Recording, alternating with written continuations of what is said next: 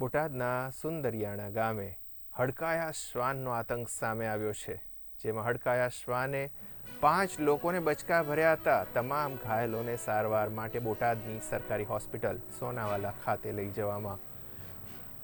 લઈ જવાતા મુશ્કેલીમાં વધારો થયો હતો। હોસ્પિટલમાં અડકવા વિરોધી રસીના અભાવે તમામ ઘાયલ દર્દીઓને ભાવનગર સરકારી હોસ્પિટલ રિફર કરાયા હતા।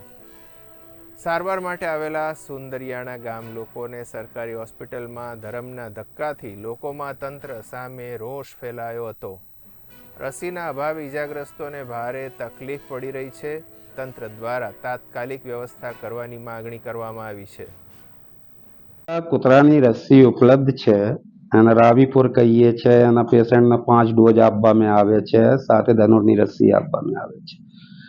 कुतरा काटवा में 3 कैटेगरी होवे छे, फर्स्ट सेकंड थर्ड। इसमें फर्स्ट कैटेगरी में फकत नख लाग गया और लाल लागी, इसमें तो रस्सी की जरूरत भी नहीं पड़ती। અને સેકન્ડ કેટેગરી में हल्का फुल्का घाव થયા हो, दांत लागी गया हो, અને થર્ડ કેટેગરી જ્યારે વધારે ગહેરું ઘાવ હોવે એને આપવામાં આવે છે। તો અમુક પેશન્ટો में ARS ની કિલ્લત છેલ્લા 1 વર્ષથી છે।